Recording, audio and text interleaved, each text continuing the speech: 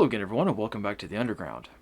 In a fifth generation war, or a propaganda war, or whatever you want to call it, there's a lot of fake information flying around out there in the world today. And it makes it really hard to figure out who actually did what if some incident occurs. A lot of times people are really confused and trying to figure out, like, when an incident occurs, the incident itself may be quite clear, but who actually did it is a little bit more debatable. One great example of this is the recent AT&T service outage that occurred back on February 22nd. For those of you maybe who were unaffected by this, you probably heard about it anyway. This was the case where AT&T's service for the majority of AT&T customers nationwide went offline at the drop of a hat, and it stayed offline for a very long period of time. Now again, in our crazy information space, the theories started flying, did they not? We had every kind of possible theory as to why this system went offline, and most importantly, who was the culprit, right? In a situation like this where we have several different competing ideas for the reason behind something happening, a good way to analyze this in a more professional and doctrinal way, maybe a good way to look at this is through the lens of the analysis of competing hypotheses. This is a structured analytic technique that we can take advantage of to maybe help guide our thoughts in the right direction. This is again one of those kind of nerdy intel tactics and techniques that we can lean on to maybe make sure that we're looking at things from the right perspective. And in today's world, I think it has a lot of value for the average person out there too. So what is the analysis of competing hypotheses? Well, really it's just a very simple way of comparing ideas as different facts and evidence comes out. Well, really it's easy just to start with the chart. So this chart here is usually the main tool and the main way that analysis of competing hypotheses, or ACH, is carried out. For those of you who are wanting to know kind of a little bit more doctrine about this, this is what we call a matrix. Some of you might see that this is a little bit familiar to the Carver technique, which is again another type of matrix. Again, it's just Excel for, most of us, right? It's just a simple table that you can make it either Excel or in PowerPoint, whatever you want to do. You can write it on the back of a bar napkin, it doesn't really matter. But this is what the chart looks like, and this is usually how it's laid out. So you have different columns that show your different hypotheses. So using the AT&T service outage example, let's take apart some of the most common hypotheses that there are regarding that incident. So just going to stick with three main ones for now. The first one is that it was a cyber attack and China did it, right? That's the most common theory that people seem to be going with when it comes to anything to do with critical infrastructure and things like that. The second theory is that it was also a cyber attack, but the American government did it. Again, false flags. Again, something people might not want to think about, but again, we have to examine all different possible factors, and really this is a pretty likely hypothesis, so again, we want to compare it and throw it in there, right? When we're doing these analytical things, we have to consider things that maybe are not politically correct a lot of the time, and even if it doesn't seem likely, even if it's not something that we want to talk about, it may be socially challenging to talk about in an open space a lot of the time, we still have to consider it, right? So just going to say, hey, cyber attack, but it came as part of a false flag operation. That's a hypothesis, right?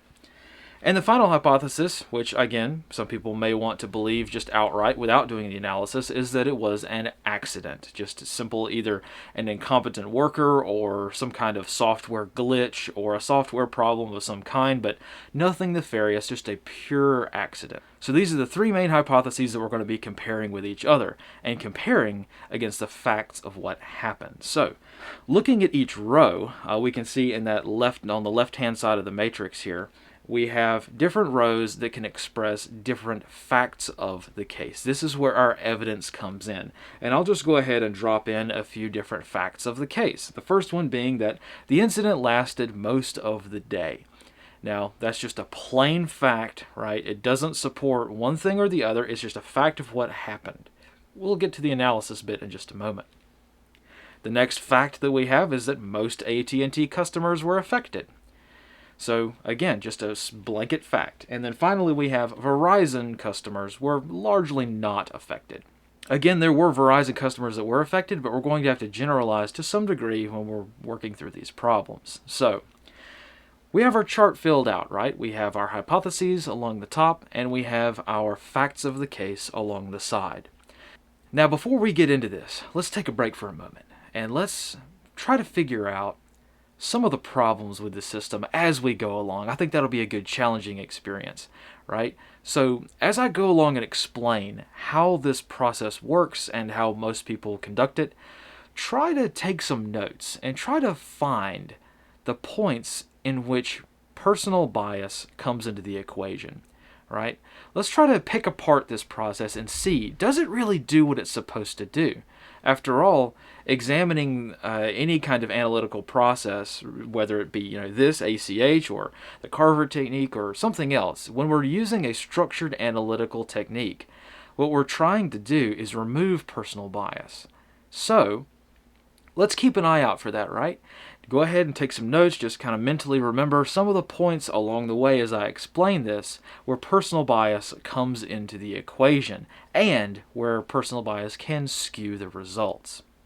I'm showing you right now the way that most people tend to do this, but there is an alternative way that allows you to take some of these biases out of the equation and allow us to be a little bit more objective, and it allows us to get a little bit more accurate results. Now, once we have our chart laid out here, our whole goal for this is to go block by block and determine whether or not each of these factors, these bits of evidence, apply or are compatible or consistent with the hypothesis. Now, there's many different ways of thinking about this and notating this. A lot of times, if you're going to see this technique in other publications and manuals, you'll sometimes see this expressed as like a plus or a minus sign, meaning that yes, this piece of evidence is consistent with our hypothesis, or no, this piece of evidence doesn't really match our hypothesis. Sometimes you'll also see it as C and I, consistent or inconsistent with our evidence. This may be a little bit hard to explain, so let's go through and work through each one of these, and I'll show you what this actually means. I prefer to use yes and no, sometimes maybe, depending on what you're trying to do, but let's just stick with yes and no, compatible or incompatible for each hypothesis. So let's start with the first one. The incident lasted most of the day. Now, this is kind of a weak fact, but it is a fact, so we have to start with it. Now, if China did it, would the incident have lasted all day long? I think so, yes, because if it's a major nation-state cyber attack, they're going to want to maintain the most effectiveness.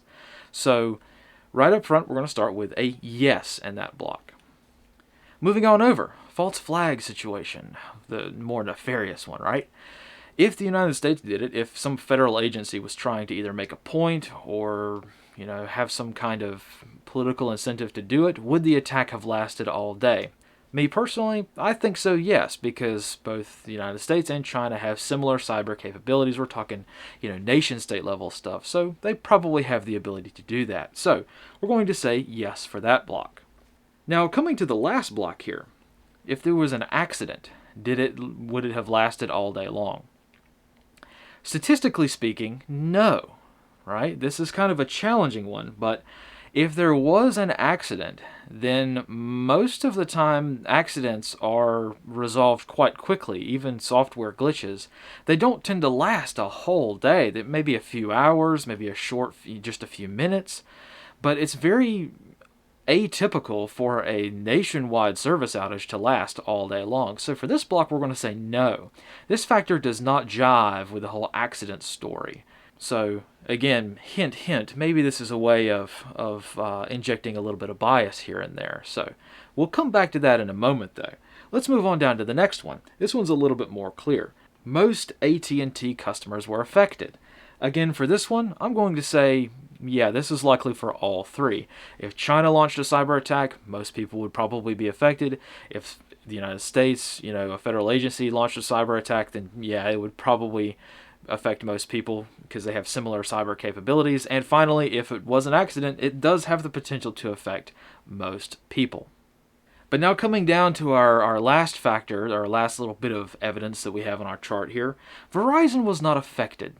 Isn't that quite interesting? So in this case, if China did it, if China wanted to launch a cyber attack, I would think that Verizon would be affected. You would see outages along multiple cellular networks, and Verizon included. Verizon not being affected, that's inconsistent with China wanting to do it. So we have to say no here. Same thing with a false flag. If there was a false flag incident, then, maybe more than one network would be affected. However, going back to our accident story, that does match up with an accident occurring, because after all, an accident at AT&T is only going to affect AT&T. Verizon is not going to be affected. An AT&T, service technician or whatever who mistakenly does the wrong service update or something is not going to have an effect on Verizon's network, so that is consistent if Verizon is not affected. So maybe now we can kind of see the end goal here. What we're trying to do is figure out which hypothesis has more yeses, which hypothesis has more evidence supporting it than anything else, right? Likewise, we're also, on the inverse, trying to determine which hypothesis is the least likely, which has the least amount of evidence stacked up against it. So maybe we can use this process to add a hypothesis, or maybe even remove a hypothesis, right? If we find out that one of our hypotheses has no evidence supporting it whatsoever, if we've got one of these hypotheses that has no's in every column, then, maybe that's not a super accurate hypothesis, and maybe we can move on to something else. Now, with that in mind, if we stop here, we don't really have a whole lot of indicators working for us, right? Because every hypothesis has 2 yeses behind it, right? So we're not really starting to break out these hypotheses and figure out which one's more likely. So when we have a situation like that, what we need to do, and this is something we need to do constantly throughout this whole process, is keep adding evidence. So let's go ahead and add in a few more pertinent details. So for instance, the next pertinent detail we can add is that this incident occurred at the same time or around the same time as a balloon incident occurred, right? An unidentified, potentially hostile aircraft over American soil. So this got released a couple of days after the incident, but based on the timing, this would have occurred around the same time. So that piece of information is very important, because what does that do? It allows us to put a yes in the China column, but no's in the other 2 hypotheses columns. This is because, well, if China were to launch a cyber attack, chances are they're probably going to want to conduct some kind of reconnaissance on it, right? That's a very good military deception tactic, but it's also a great intelligence collection tactic. You take out your adversary's main means of communication, and you have a recon asset ready and waiting so that reconnaissance asset can then collect the data on maybe the response or the backup systems, right? If everyone's cell phone stops working, then what are you going to have to go to? Radio, or maybe other platforms that would have a lot of military value for a nation state like China. That's why the first hypothesis, the China did it story, gets a check in this box, right? That's why we say this is consistent with China doing it. This is more evidence that supports, hey, maybe China was involved in some way, right? Conversely, the other 2, it doesn't really make any sense, right? Well, for one, the United States is not going to need to conduct reconnaissance of its own capabilities, right? So, the United States launching a recon asset or a Chinese balloon, if that is indeed what it was, that wouldn't make any sense for the United States to do that, right? As in coordination with a cellular outage, because the United States already have, the NSA and other federal agencies already have unlimited access to cellular traffic and radio traffic and things like that, so they wouldn't need that reconnaissance. So that's a no in this box. A balloon being airborne at the same time as a cellular outage, that doesn't jive with the United States, the false flag hypothesis, right? And finally, the same thing with the accident story, right? There's no correlation there. There's no reason why this would occur at the same time. So again, an AT&T customer or an employee is not going to have anything to do with a potential reconnaissance asset. So that's an interesting one, and we can start to see how we're starting to break these out, right? Now, let us return to our attempt to identify some bias with this system, with this whole yes or no, consistent or inconsistent system. Well, if you are taking notes, let's try to identify some of the opportunities for bias. So one of the very first ones that I kind of hinted at right at the beginning is this first block here.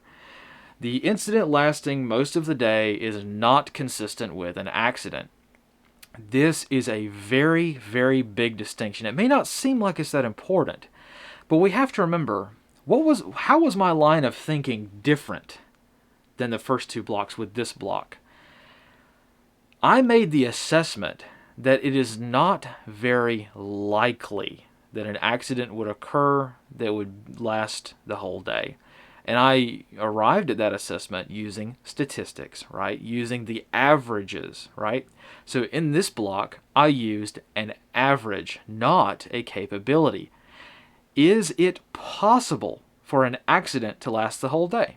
Yes, it is possible. Is it likely? No, but it's possible. So if you're going to fill this chart out, you had better dang well make sure that you're assessing each one of these blocks from the same kind of perspective, possibility or likelihood. You can't mix and match, and we'll come to that here at the end, and you'll see why this kind of matters. Another point of contention, if you were paying attention and you identified this potential bias, is the facts of the case occurring at the same time as the balloon incident. You know, timing is really, really challenging because this system here it's supposed to kind of help us identify correlation versus causation. I know a lot of people in today's world tend to mess the whole correlation versus causation up, and they tend to slap that little banner on things that they don't agree with because they're trying to make you think that you're thinking incorrectly.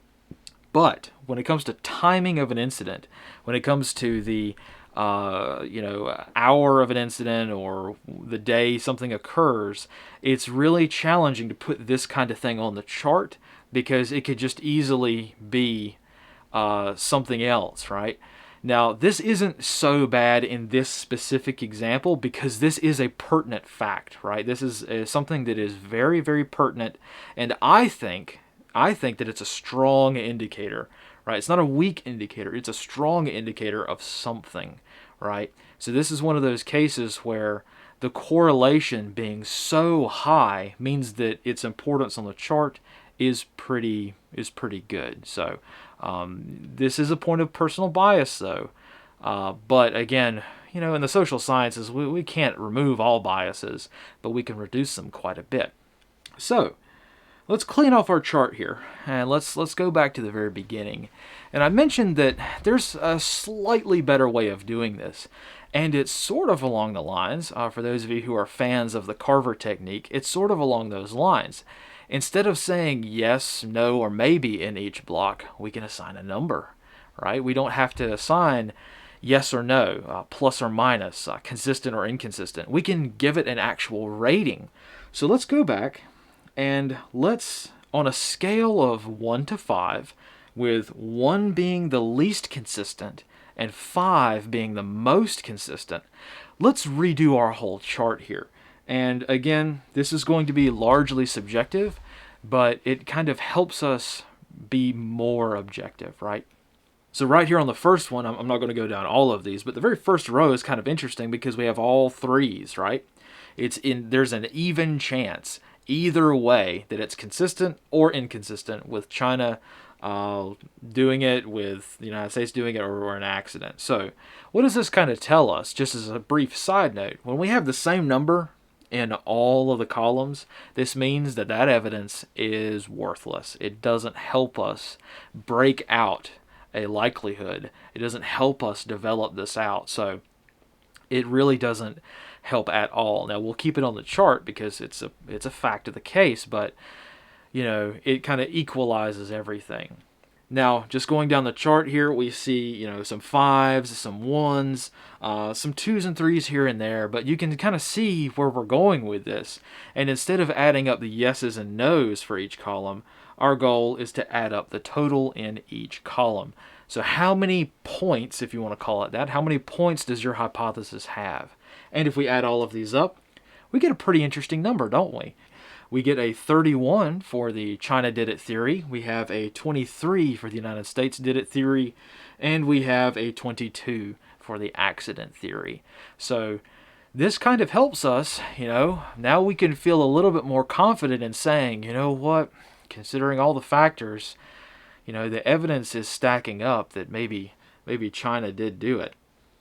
Does this mean that China did do it? No, not really. But it does really suggest that. And what I want to draw your attention to, if you didn't notice it when I put it up on the screen, is this row right here. Having the knowledge of hindsight, after the incident, we have a statement by AT&T that it was an accident. That's what AT&T claims, okay? Now, look at the values that I assigned to that. I assigned a 2, a 2, and a 5. Why is that? Why not 1s? Well, because of one simple fact. AT&T could be lying. AT&T does have the incentive to lie to their customer base in the event of a legitimate cyber attack.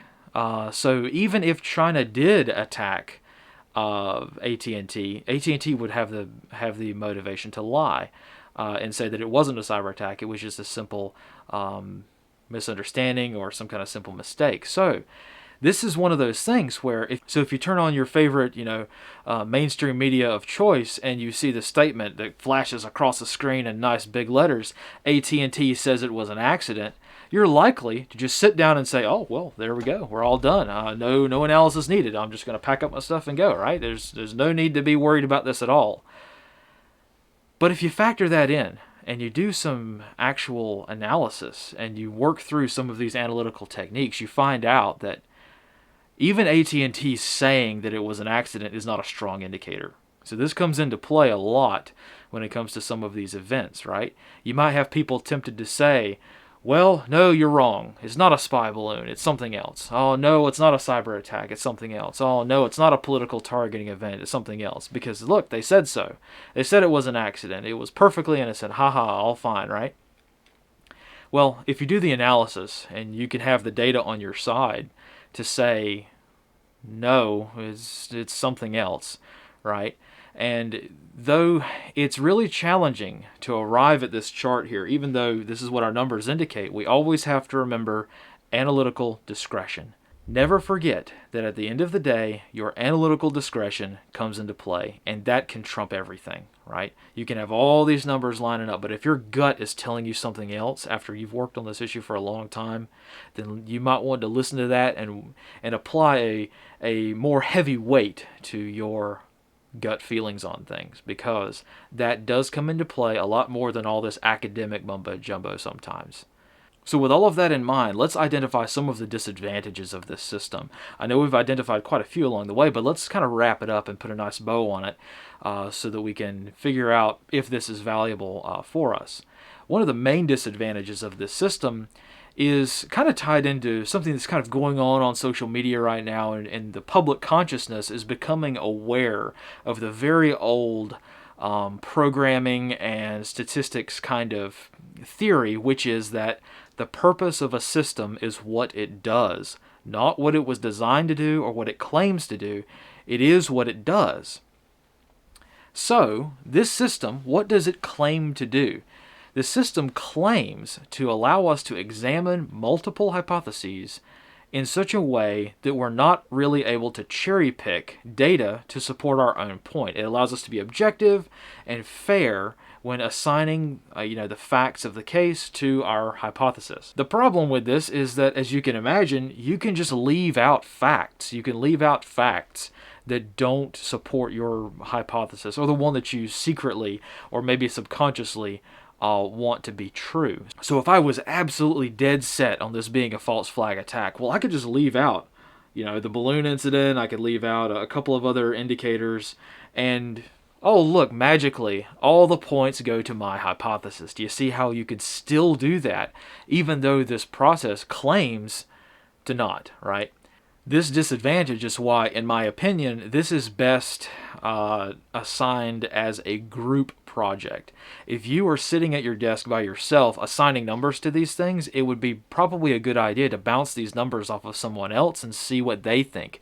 Do your own matrix and have someone else do the same matrix, and then average your numbers together, and that might be a better way of doing it, right? If nothing else, you can go through the effort and then identify some of the variables and some of the thoughts that maybe you hadn't thought of before.